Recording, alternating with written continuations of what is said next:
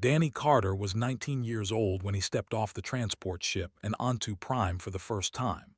The space station was huge, bigger than anything he had ever seen. Lights of every color blinked on the walls. Strange sounds filled the air. Aliens of all shapes and sizes walked past him without a second look. He was the youngest human to ever serve on a Galactic Coalition station. Back on Earth, people had called him brave. They had called him a pioneer. But standing there in that massive hallway, surrounded by creatures who towered over him, Danny felt very small and very alone. A guard walked past him. The alien was almost 3 meters tall, covered in dark green scales, with yellow eyes that looked like they could see right through you. The guard glanced at Danny and made a low clicking sound that might have been a laugh. Then he kept walking. Danny took a deep breath and picked up his bag. He had worked too hard to get here. He was not going to let anyone make him feel like he did not belong.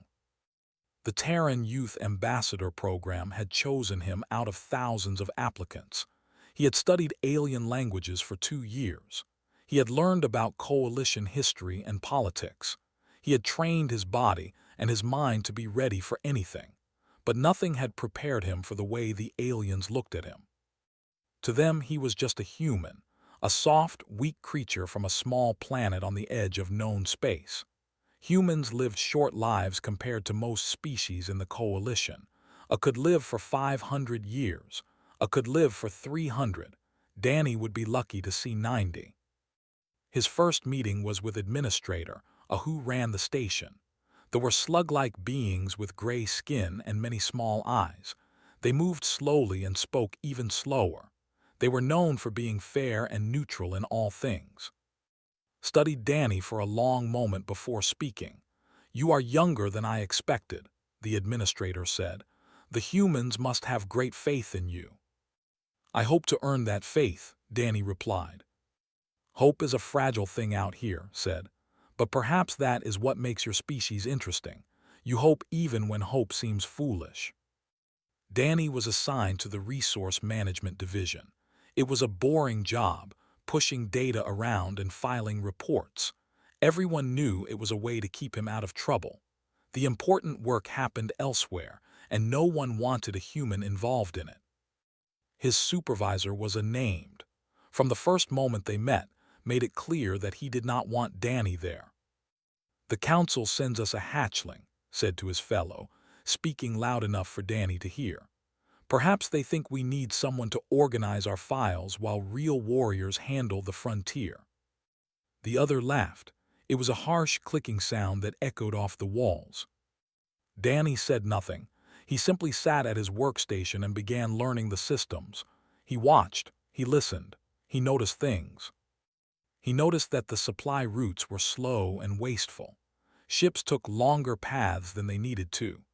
He noticed that the patrol schedules had gaps in them, times when certain areas of space were left unwatched.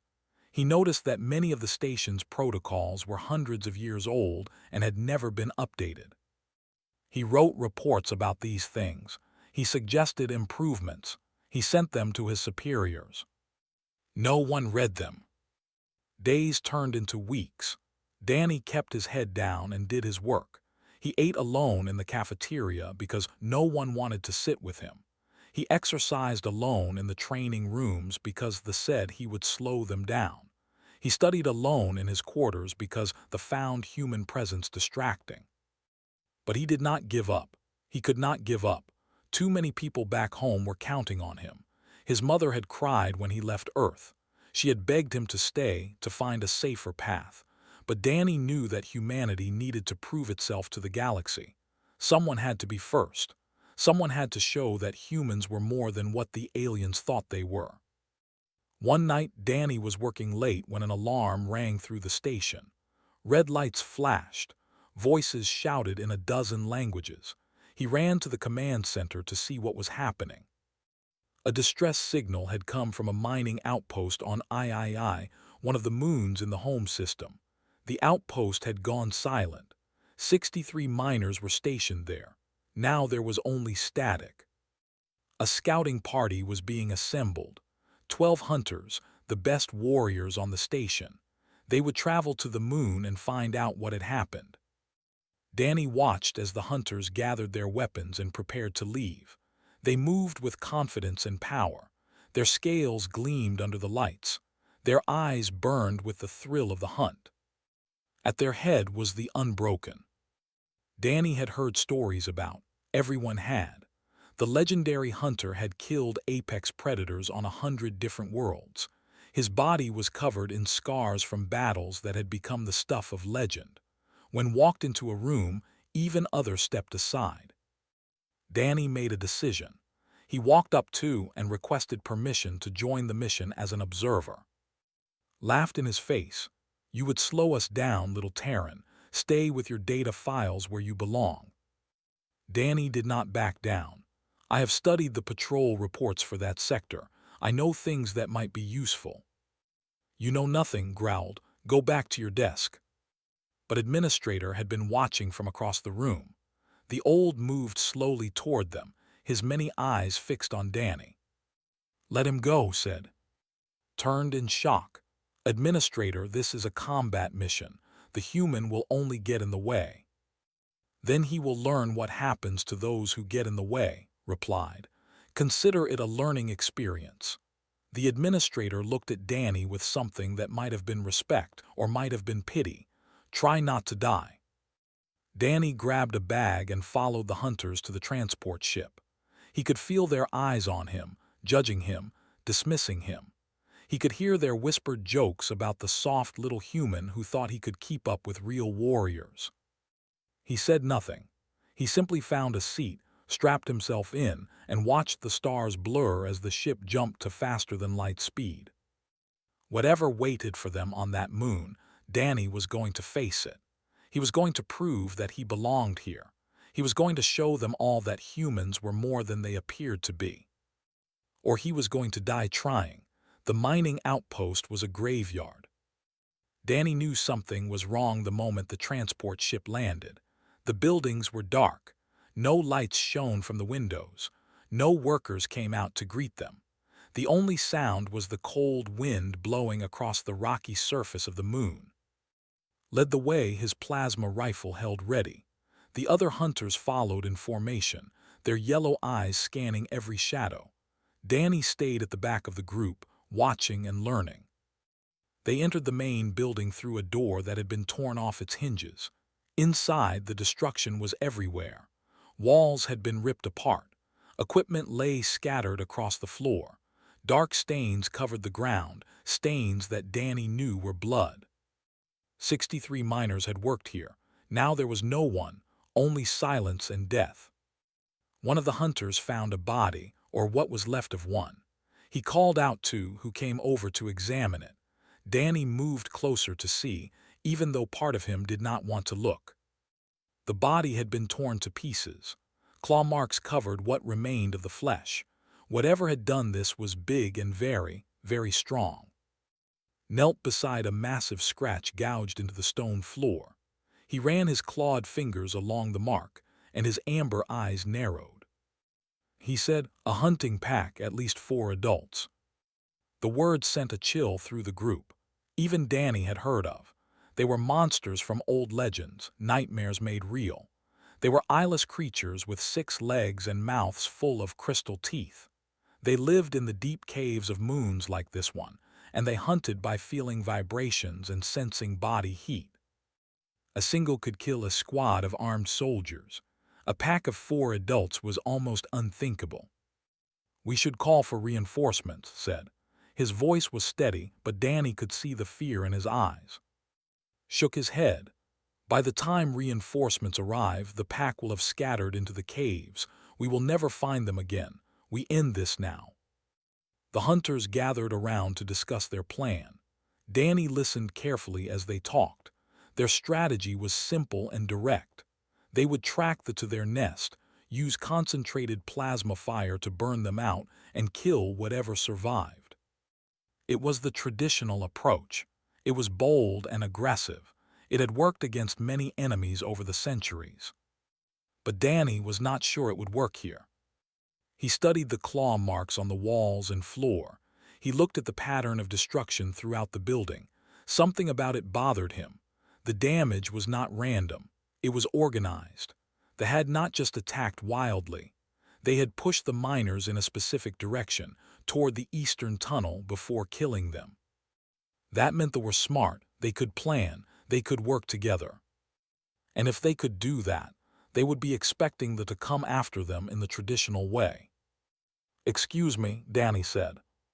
12 pairs of reptilian eyes turned to look at him. Most of them showed annoyance. Some showed outright contempt, but Danny did not let that stop him. "The claw patterns on the walls," he continued. "They are not random. They herded the miners toward the eastern tunnel before killing them. That shows coordinated hunting behavior. It means they are communicating with each other somehow." Tilted his head slightly. The other hunters scoffed and looked away. "The hatchling lectures us on predators," sneered. "Perhaps next he will teach us how to use our own weapons." Danny ignored him. If they communicate through vibrations, then marching into those tunnels in formation is exactly what they want. They will feel us coming from half a kilometer away. They will set up an ambush and pick us off one by one. "Then what do you suggest?" asked. His voice was calm, neither mocking nor believing. He was simply listening. "We split up," Danny said. "Small groups, moving quietly, approaching from different angles. We mask our footsteps with insulation from the mining equipment. We make ourselves invisible to their senses." Stepped forward angrily. "Split up. Against, that is suicide. A lone warrior has no chance against those creatures." "A lone warrior, maybe," Danny said. "But they have never hunted humans before. They do not know our patterns, our endurance, or how far we are willing to go. We use that. We make ourselves unpredictable." The hunters began to argue among themselves. Some thought Danny was crazy. Others thought he was just a foolish child who had read too many books. But Danny noticed that was silent, his amber eyes fixed on the young human. Finally laughed. It was not the mocking click that the other made. It was a deep, genuine rumble that came from his chest. The other hunters fell silent in surprise. "The soft Terran has claws after all," said. He stood up and looked down at Danny with something that might have been respect. "Very well. We try it your way, little one. But if you are wrong, I will feed your bones to the worms of myself." Danny met the legendary hunter's gaze without flinching. "If I am wrong, you will not need to. They will do it for you." Laughed again. Then he began giving orders. The hunters would split into 3 groups of 4. They would wrap their feet in insulation to dampen their footsteps. They would approach the nest from different directions, moving slowly and carefully. Danny was assigned to this group. The legendary hunter wanted to keep an eye on the strange little human who had spoken up when no one else would. As they prepared to descend into the tunnels, approached Danny one last time. The big leaned down until his face was just centimeters away. "If your plan fails," growled, "and if any of our brothers die because of it, I will make sure you suffer before the end." Danny did not look away. "And if my plan works, I expect an apology." Made a sound of disgust and walked away. Danny finished wrapping his boots in insulation. He checked his equipment one last time. He had no plasma rifle because there were not enough to go around. He had only a small sidearm and whatever tools he could find. It would have to be enough. The entrance to the tunnels loomed before them, a dark hole leading down into the depths of the moon. Somewhere down there, 4 adults were waiting.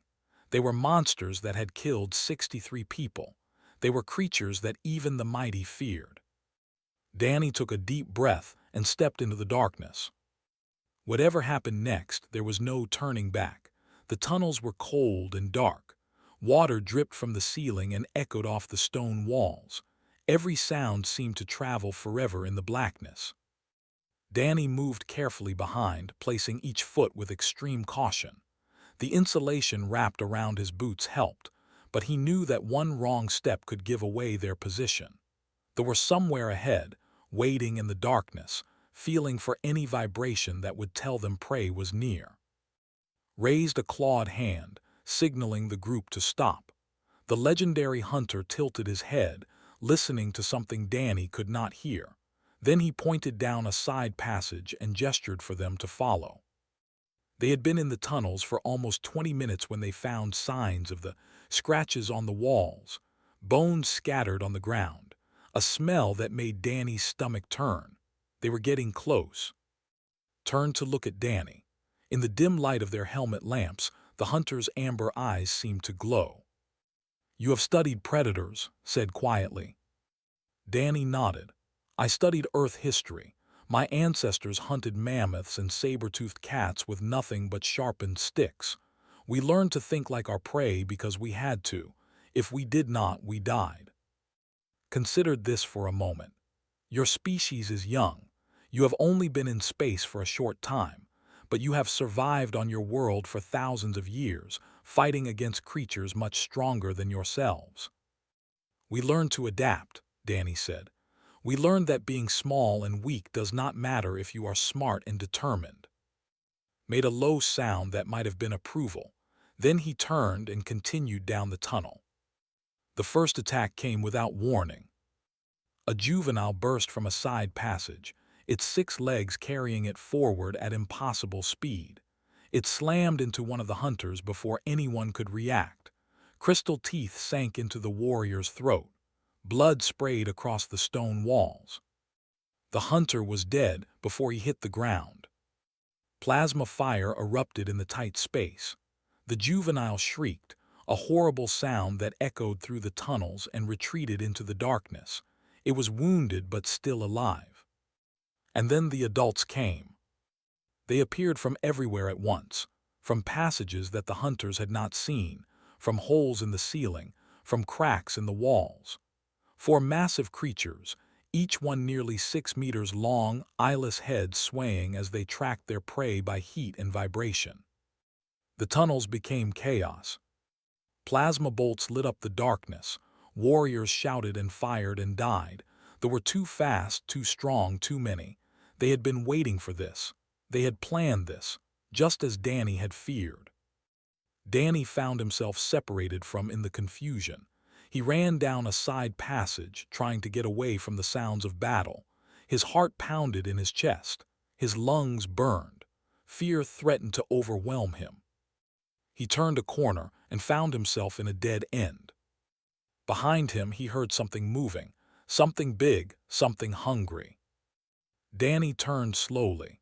A full grown was stalking toward him through the tunnel. Its eyeless head moved from side to side, tracking his heartbeat and the heat of his body.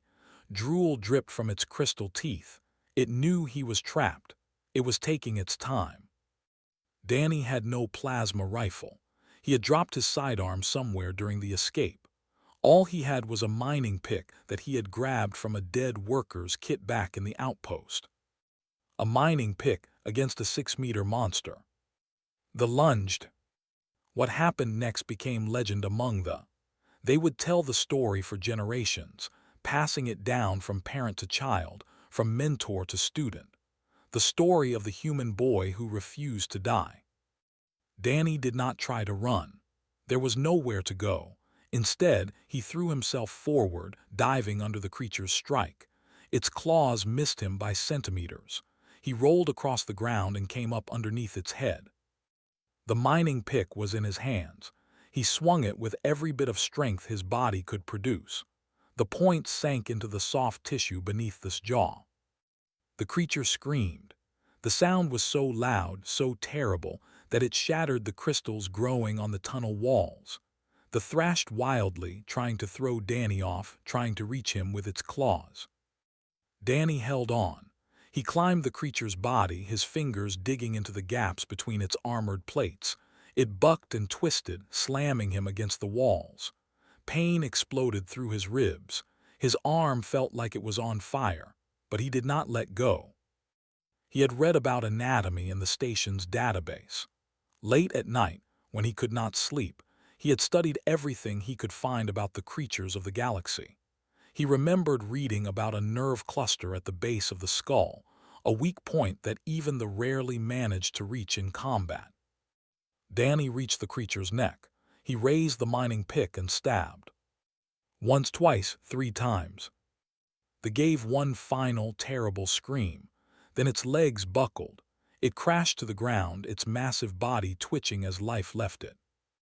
Danny fell off the corpse and landed hard on the stone floor. He lay there for a long moment, unable to move, unable to think. His hands were covered in alien blood. His entire body shook with pain and shock and disbelief. He had killed it. He had actually killed it. Footsteps echoed in the tunnel. Danny looked up to see standing at the entrance to the dead end, staring at the scene before him. The legendary hunter looked at the dead. Then he looked at Danny, a 19-year-old human boy covered in blood and ichor, still clutching a mining pick in his trembling hands. "Impossible," said, appearing behind. The big's voice was barely a whisper, but stepped forward. The greatest hunter the Coalition had ever produced knelt before Danny Carter on that cold stone floor. He pressed his clawed fist to his chest in the ancient salute, the gesture of equals that was only given to warriors who had proven themselves in battle. "You have the soul of a hunter," little Terran said.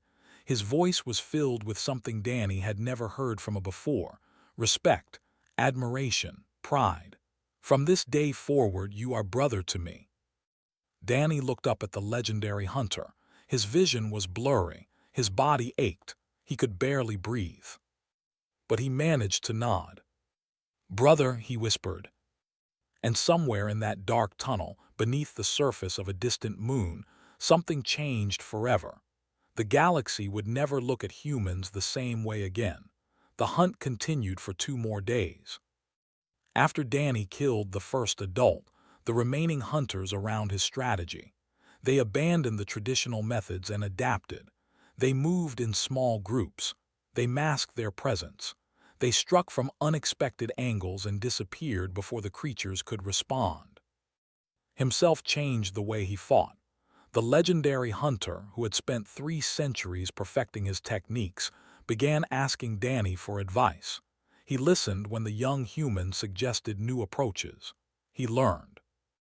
One by one, the remaining fell. The wounded juvenile was tracked to a narrow cave and killed by, who moved so quietly that the creature never sensed him coming. The second adult was lured into a trap using thermal generators that confused its heat sensors. The third was ambushed by the combined fire of 2 teams approaching from opposite directions. The last adult, the biggest and most dangerous of the pack, was killed by and Danny together. The legendary hunter and the young human worked in perfect coordination, drawing the creature's attention back and forth until finally drove his blade through its skull. When it was over, stood over the dead monster and looked at Danny with something close to wonder. "I have hunted for 300 years, said. "I thought I knew everything there was to know about killing, but you have shown me that there is always more to learn." They found the nest deep in the tunnels and destroyed it completely. No eggs would hatch. No new monsters would grow. The threat was ended. But the mission's true importance was only beginning to be understood. Of the 12 hunters who had entered the tunnels, 7 survived. It was a terrible loss, but everyone knew it could have been far worse.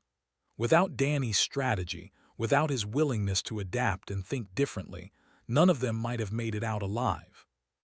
When the survivors returned to Prime, word spread quickly through the station. The young Terran who had killed in single combat, the soft hatchling who had earned the brotherhood of the unbroken, the human who had saved lives with nothing but a mining pick and a stubborn heart. The story grew with each telling, as stories always do. Some versions said Danny had killed 2, some said 3. Some said he had fought the creature with his bare hands, but the truth was impressive enough without any exaggeration. Danny spent a week in the medical bay recovering from his injuries. 3 of his ribs were broken. His left arm had a hairline fracture. He had cuts and bruises covering most of his body. The doctors, a team with gentle hands and worried eyes, told him he was lucky to be alive. On the third day, came to visit him. The Big stood awkwardly at the door of Danny's room for a long moment before entering. He looked uncomfortable, like he would rather be anywhere else in the galaxy. But he came in anyway and stood beside Danny's bed. "I was wrong about you," said. His voice was stiff and formal.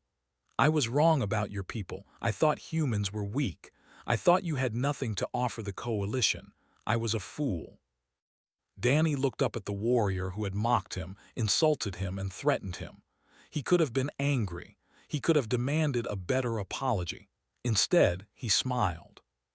"Humanity has spent its entire existence being underestimated," Danny said. "First by our planet, then by our predators, then by ourselves.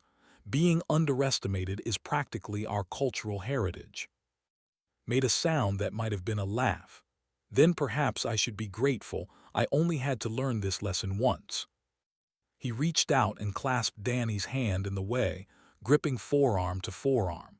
It was a gesture of respect between warriors. "You have earned your place among us," said.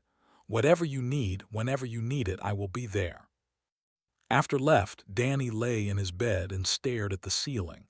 He thought about everything that had happened.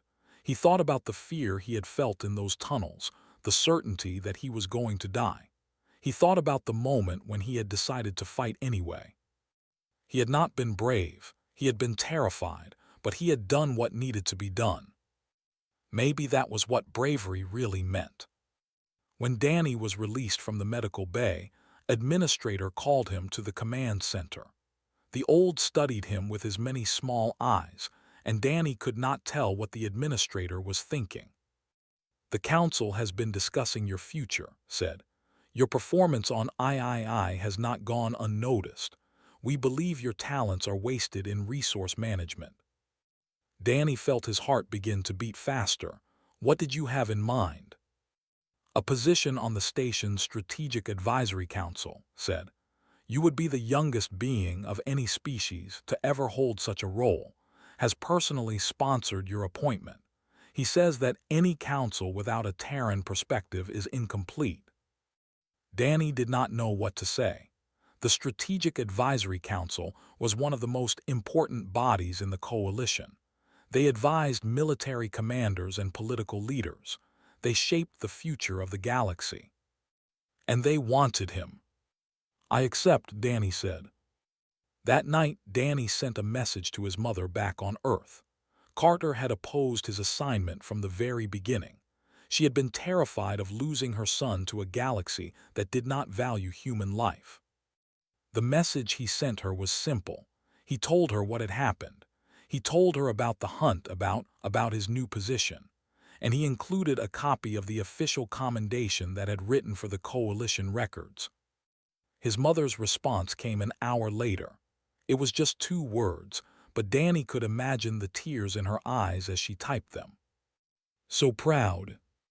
Found Danny on the observation deck later that night. The legendary hunter stood beside the young human, and together they watched the stars turning slowly outside the window. "Your kind sees angles that we have forgotten to look for," said. "Your lives are brief, so you learn to fight with everything you have, every moment you exist. That is not weakness. That is a different kind of strength." Danny nodded slowly. "We have always been the underdogs. On our own planet, we were not the fastest or the strongest. We survived because we learned to adapt. We learned to think. We learned to never give up, no matter how bad things looked." "The Coalition has forgotten what that feels like," said. "We have been powerful for so long that we have become slow and predictable. Your people remind us of what we once were, of what we could be again." They stood in silence for a while, watching the stars. "What happens now?" Danny asked. Smiled, showing rows of sharp teeth. "Now, brother, we show the galaxy what humans can accomplish together." 5 years had passed since that day in the tunnels of III. Danny Carter stood on the bridge of the Coalition assault ship, watching the planet below through The world was called Haven's Rest, a colony of 300,000 people who had been living under the boot of raiders for almost a year. Today, That was going to change. "All teams report ready," said, who stood at Danny's right hand. The legendary hunter wore battle armor now, marked with the symbols of a dozen successful campaigns. His amber eyes gleamed with anticipation. Danny nodded. "Send them in." The irregulars deployed. It was a unit unlike anything the galaxy had ever seen. Warriors fought alongside scouts. Tacticians coordinated with human specialists. Every species brought their unique strengths, and together they formed something greater than any of them could be alone. Danny had built this unit from nothing. After his appointment to the Strategic Advisory Council, he had spent years studying the strengths and weaknesses of every species in the coalition. He had found warriors and thinkers who were willing to try something new. He had trained them to work together, to trust each other, to adapt. They brought their strength and ferocity. They brought their precision and patience. They brought their planning and logistics, and the humans brought their creativity and determination. The Raiders never stood a chance. These enemies were a group called the Crimson Hand, pirates and slavers from beyond Coalition space. They had conquered Haven's Rest by surprise, taking the people hostage and demanding tribute from the Coalition. They had a fleet of ships and an army of fighters. They believed themselves to be invincible. They were wrong. Danny's plan was complex but elegant. First, a team of scouts infiltrated the enemy positions, mapping their defenses and identifying their leaders. Then, strike teams hit key targets simultaneously, creating confusion and drawing the enemy's attention. While the raiders scrambled to respond, human specialists disabled their communications and power systems. The battle lasted 3 days. When it was over, the Crimson Hand was broken. Their ships were captured or destroyed. Their leaders were in chains. Haven's Rest was free. Danny walked through the liberated colony as the sun set over the mountains. The people came out of their homes to watch him pass. Some of them wept. Some of them cheered. A child ran up and hugged his leg before her mother pulled her away, apologizing. "No need to apologize," Danny said, kneeling down to look the child in the eye. "What is your name?" "Lily," the girl whispered. "Well, Lily, you do not have to be afraid anymore. The bad people are gone and they are never coming back." Appeared beside Danny as the girl and her mother walked away. The legendary hunter watched his human brother with a thoughtful expression. "You have come far from the frightened boy who stepped off that transport ship 5 years ago," said. Danny smiled. "I was terrified then. I am still terrified now. I have just learned to keep going anyway." "That is what makes you dangerous," said. "Fear stops most beings in their tracks. You use it as fuel."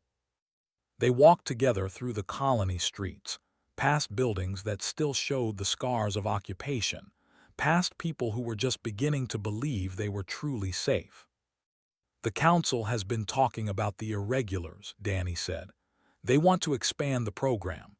More mixed-species units, trained in our methods, deployed across the Coalition." Nodded slowly. "It was only a matter of time. What we have built here works. Others will want to copy it." "They are asking me to lead the expansion," Danny said, "to train commanders from every species in what we have learned."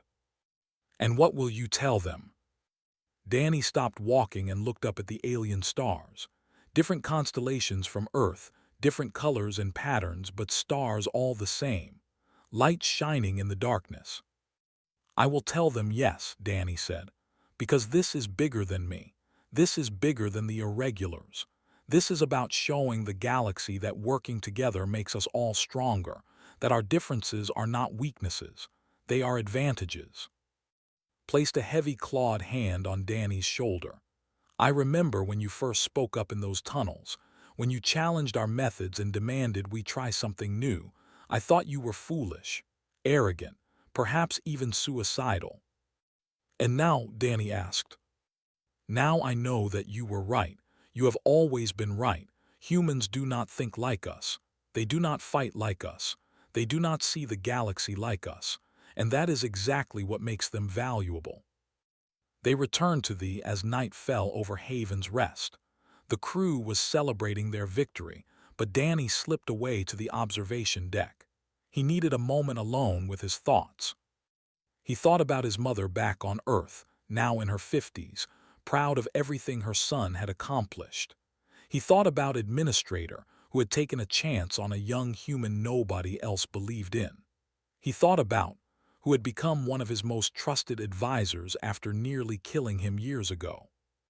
He thought about all the humans who had come after him, inspired by his example. Young men and women from Earth who had joined the coalition, determined to prove themselves just as he had.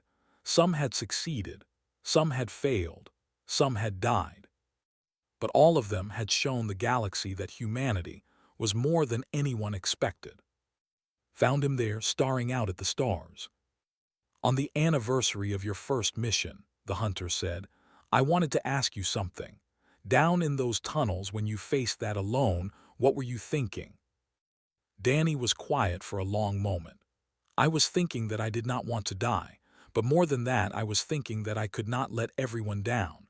My family, my people, everyone who believed that humans deserved a place in the galaxy. If I ran, if I gave up, I would be proving them all right. All the aliens who said we were weak and worthless." "So you fought." "So I fought, even though I was sure I was going to lose, even though every part of me wanted to curl up and hide. I fought because something had to matter more than my fear." Nodded slowly. "Courage is not the absence of fear, brother. It is the decision that something else matters more." The ancient hunter's amber eyes gleamed with pride. "You taught my people that lesson. A human child, armed with nothing but a pick and a stubborn heart, reminded warriors with centuries of history that bravery belongs to those who choose it." Danny smiled. "I had a good teacher." "No," said, "you taught yourself. I merely had the wisdom to watch."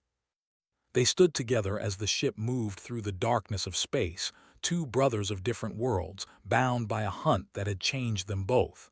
Somewhere out there, new challenges waited, new enemies to face, new battles to win. And somewhere in the galaxy, a new human was arriving at their first posting. Young, nervous, uncertain, and completely underestimated. Just as Danny Carter had once been. Just as humanity had always been. And just as they would always prove themselves to be, more than they appeared. The stars burned bright in the endless night, and the future stretched out before them, full of possibility and hope. This was only the beginning.